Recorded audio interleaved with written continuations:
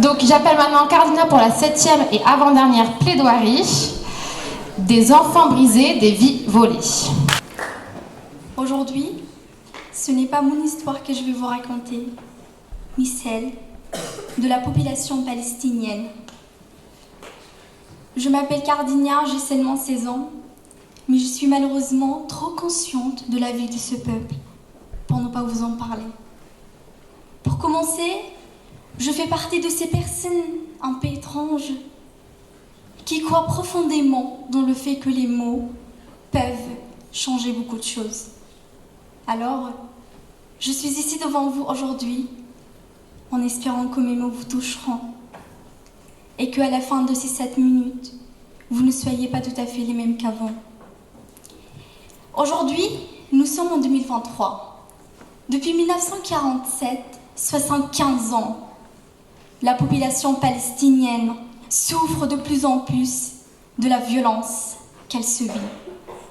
En effet, le 11 mai 2023, 29 personnes ont été tuées et 4 blessées par les armées israéliennes. Ce n'est qu'un exemple parmi toutes les victimes de Palestine.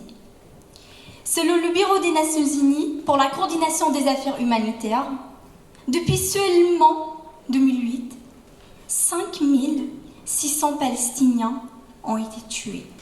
5600 vies volées. Tandis que 115 000 blessés. Mais vous, avez-vous conscience du nombre de morts qu'il a eu? Personne ne prenne véritablement conscience. Alors pourquoi peu de gens se sont concernés par cette cause? Peut-être parce qu'ils sont loin de chez vous? Parce que vous considérez que ce n'est pas une situation si catastrophique que celle-là? Permettez-moi de vous prouver que tout ceci est faux et qu'il s'agit d'un des grands enjeux de développement mondial de notre siècle. En effet, le 25 octobre 2021, dans le cimetière Al-Yousifi à Jérusalem, une maman palestinienne surveillait la tombe de son fils 24 heures sur 24. Pourquoi? Parce que les Israéliens détruisent les tombes des Palestiniens. Elle a déclaré: je vais continuer à rester auprès de mon fils 24 heures sur 24. Même s'il me tue, je ne partirai pas d'ici. Je ne laisserai pas la tombe de mon fils être déplacée. Et oui, ils se sont arrivés au point de déplacer les tombes des Palestiniens. D'ailleurs, permettez-moi quelques instants de vous parler des enfants de Palestine. Des enfants qui sont comme tous les autres enfants, mais qui ne vivent pas une vie comme tous les autres enfants sur Terre. Pourquoi ces enfants sont-ils différents des autres enfants dans le monde? Pourquoi ces enfants sont-ils malheureux? Un enfant doit normalement être heureux, faire du sport par exemple, s'amuser, apprendre et comprendre le monde qui l'entoure, aller à l'école. Non. Ces enfants vivent sous la violence, sous la pluie des missiles envoyés par les armées israéliennes sur des populations civiles. D'abord, les autorités israéliennes semblent être en guerre contre des enfants. Je répète, des enfants. Certains ont 14 ans, d'autres 15 ans, mon âge, ou peut-être celui de votre petite fille. Oui. Selon l'organisation humanitaire Defense for Children International Palestine, en 2017, 14 enfants palestiniens ont été tués par l'armée israélienne. Près de 300 croupissent en prison et 11 d'entre eux sont à l'isolement. En 2012, le quotidien britannique The Guardian a écrit que chaque année, entre 500 et 700 enfants palestiniens sont arrêtés et jugés par les autorités israéliennes.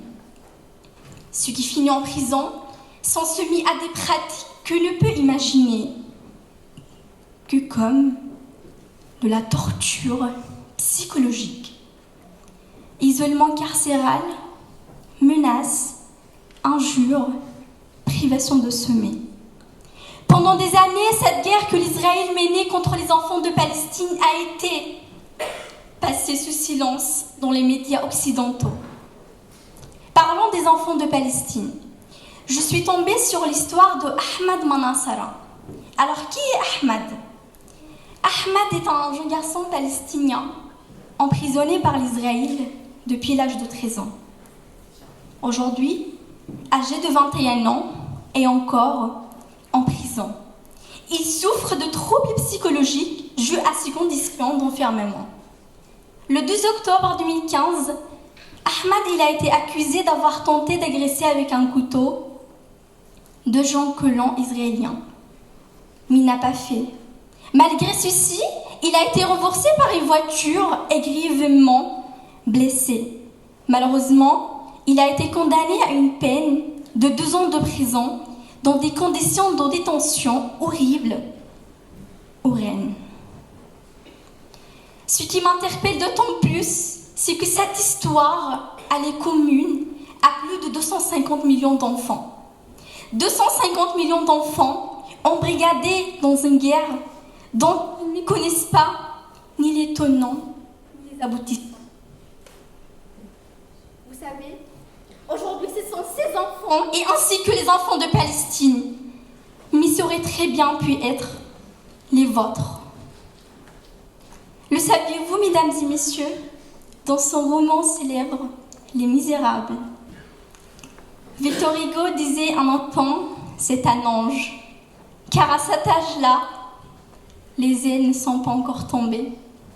Les enfants palestiniens n'ont déjà plus d'ailes. Comment ne pas être indigné par cette cruauté, passer sous silence envers des enfants?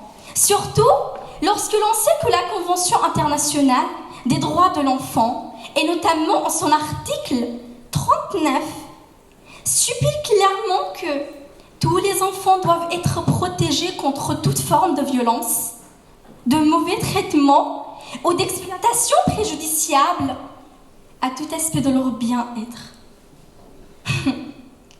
Pourtant, mesdames et messieurs, rien n'est fait. Ces enfants n'ont été protégés et sont violentés dans la totale indifférence. Leur bien-être n'a pas été considéré. Leurs droits fondamentaux n'ont aucunement été respectés. Il est bon de rappeler qu'un enfant est avant tout un être humain avec des droits et une dignité. Chers mesdames et messieurs, si je me tiens aujourd'hui devant vous, c'est parce que j'estime que ces gens méritent que l'on se batte pour eux, car l'humanité mérite que l'on se batte pour elle. Merci à tous.